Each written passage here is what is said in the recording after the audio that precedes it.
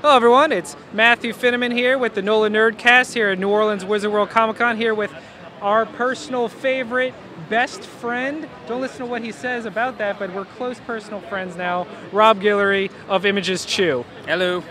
Is this like number 4 for me? It is. Is that a record? Here, 1 San Diego. You are tied for the record. Who's the record?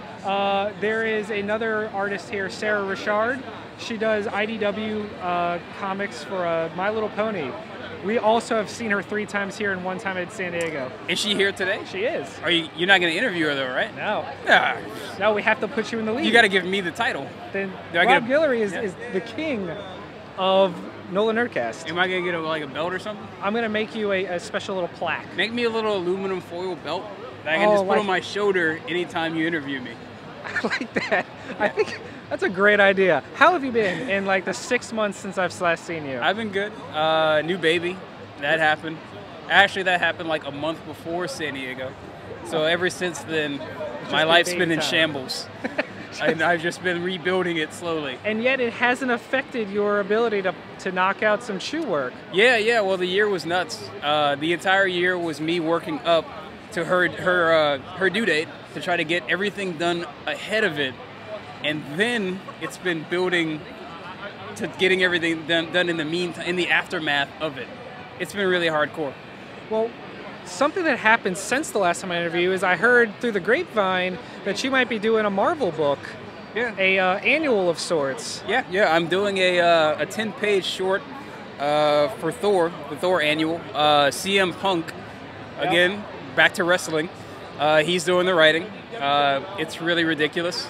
That's what I mean, when first they announced him as the writer, I was like, oh, that'll be a fun to pick up. And then I hear you're doing art for it, and now it's a must-buy. Well, me and Punk kind of became buddies because we were like mutual fans of each other's work.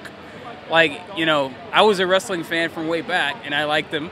And then I found out he was a Chew fan. And it was like, hey, that's awesome. Let's be friends. So, he was in town in Lafayette, my hometown, and for Raw, 3 years ago.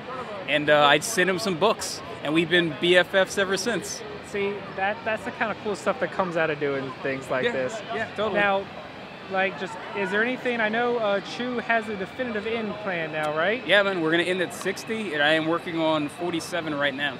So, end time's in sight. It's just, it's a shame, because it's going to be like an end of an era. That's good. I mean, I honestly think it's just going to be really weird.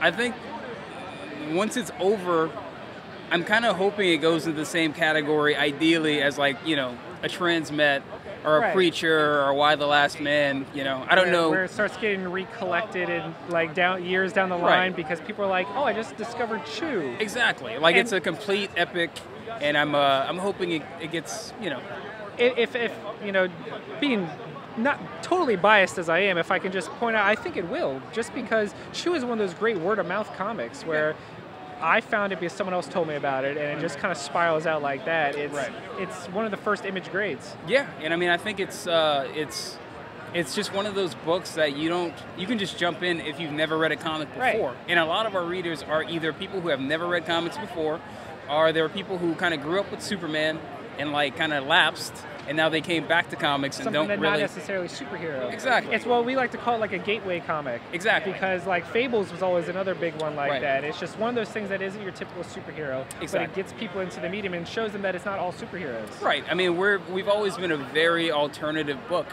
and our audience kind of reflects it. And I mean, the cool thing is that we've, as well as we've done, I mean, we do really well in trades and floppies. Yes. We've really tapped very little of the market. There's still a lot of people who haven't read Chew yet. Mm-hmm. So hopefully, we'll be living off of Chew for a really long time. Well, with Image blowing up the way it is, as it nears its end, they can do this huge Chew finale type of thing. That's kind of what we're pushing for. I mean, the plan at the moment is I think we're probably going to take a bit of a break between issue 50 and 51. Right. A bit bigger than usual, and then plow through the last 10 issues ideally. Nice. Issue 50 will debut at Comic-Con this year. Nice. Okay. And then I think 60 will be very, very close for Comic-Con the following year. So hey, that's good timing. Yeah, That's so, really cool. It's going to be sad to see it go, but it's always good when there's a definitive end and Yeah. you have tell the story you want. Yep. And it doesn't just peter off until no one cares anymore. Yeah, I mean, we kind of mapped out from the very beginning how Chew would go if, best case scenario, we actually went to 60 issues, which, I mean, now that we have, it's really weird now that we've gotten past issue 45, which, we had been laying out milestones for 5 years. And now, it's in the rearview mirror, and it's really strange because we've been talking hey, how weird it's going to be when we kill this character. And now we've done it, and you guys it's weird. break my heart frequently. Yeah. Did you read 45? No. You didn't read 45? I Wow. started in trade. Yeah. And I now I just wait for the omnivores, and I just burn through it in an hour or two. Right. I can't wait. I eagerly await it, but Well, I don't think I'll be able to wait for the finale. I think I'm just Yeah. gonna pick up the finale in individual. Volume 9 comes out next month. Right. And it collects 41 through 45. All right, I won't think I'll wait for the omnivore on that one. 44 and 45 are probably two of the more pivotal issues of the series, where kind of crap hits the fan in a really, really big way. It's it's very, very we kind of got some hate mail on 45. Really? That's how you know you've done it right. Yeah, I mean a good hate mail. Yeah. They were oh, you bastards, but they were really happy about it. Well, that's how you know they are invested. Right. Otherwise, no one cares. Exactly. So Well- yeah, we're moving towards the end, and it's going to be really weird. I like how no matter when I see you, you've got your signature hat on. It's your look. Okay. But this is actually a trick, because Is you it? see, they know me with the hat. So So if when I you take take it it off- off, they have no idea who I am. That's how you go incognito on the floor. Exactly. Well, as Totally always, man, it's just phenomenal to talk to you, and you're always so nice to take the time You to don't do have it. any weird questions for me, like pies versus I know, sharks pie- or dolphins? You know what? That's a good question. So pie versus cake and sharks versus dolphins, and then the other year we asked you your favorite Ninja Turtle. Okay. Okay. See, I just reversed this entire interview. You did. Now I'm on the turned spot. the tables. And Okay. I asked you. Okay. What is okay. what is your question? All right. All right. Favorite Ghostbuster? See, I was never a Ghostbuster guy. Okay. But I met Ernie Hudson about 2 years ago. Yeah, he was here, wasn't he? Here, and he was super slick. He was the coolest guy ever. So it's got to be that guy. Oh, see, I know I can come up with a better question than this. I think what I might have to do is think of one, and then when we do our interviews tomorrow, I'm just going to come for a quick soundbite and ask you that question. Like, Rob, and then we can just splice it into this. All right, Make I'm it down. seem totally natural. So when you're watching this video, and it goes from me not knowing what I'm talking about to a question, now you know the magic behind it. But you got to bookend it. You got to do it to where it's this interview, and then you sub in the quick question, and I'm wearing different clothes. Oh, yeah, And definitely. then you come back to this. Okay, that's a great. This man's got ideas. Yeah. But thank you. Have you ever seen Black Dynamite? I have. See, this is the Black Dynamite approach. This love is how it. you do it.